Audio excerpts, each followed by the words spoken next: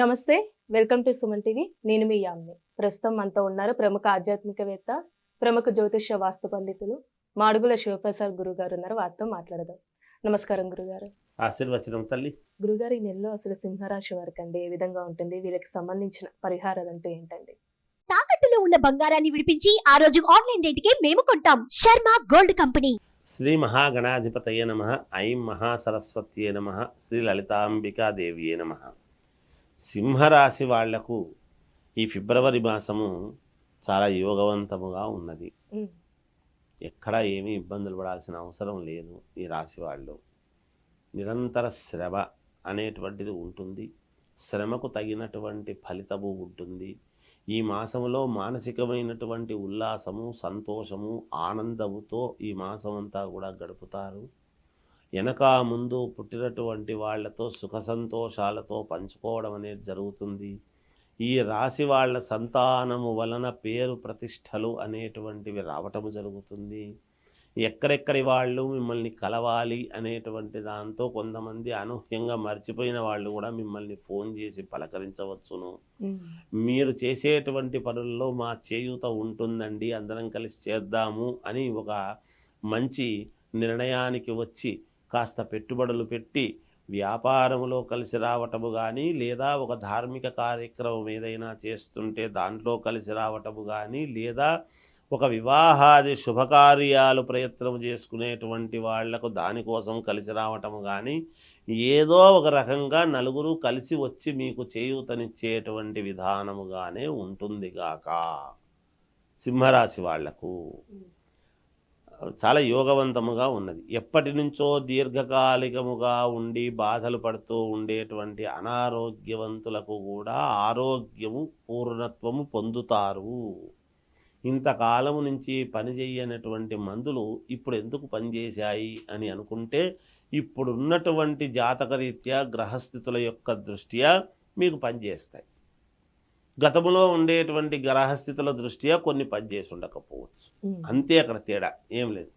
అది ఔషధం మనకు లోపల పట్టాలన్నా గ్రహస్థితులు అనుకో, దానికి దీనికి ఏం సంబంధము? డాక్టర్ కదా ఇచ్చేది, గ్రహస్థితులు ఏం సంబంధం అంటే మన శరీరంలో మనకు తీసుకుంటున్నప్పుడు మన ఆరోగ్యం బాగుండాలి అని అనుకున్నప్పుడు మన గ్రహస్థితి కూడా మనకు అవసరం అవుతుంది. ఆ గ్రహస్థితే బాగుంటే డాక్టర్తో బంధిప్పించుకునే అవసరమే ఉండదు కదా, గుండ్రాయిలాగా తిరుగుతారు కదా. ఎందుకు?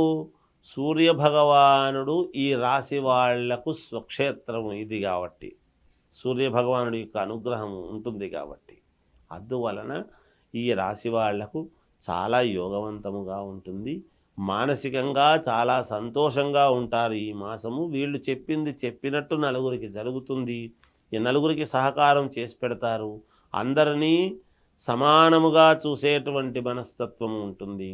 విద్యార్థిని విద్యార్థులకు చాలా యోగదాయకముగా ఉన్నది ఈ రాశి వాళ్లకు.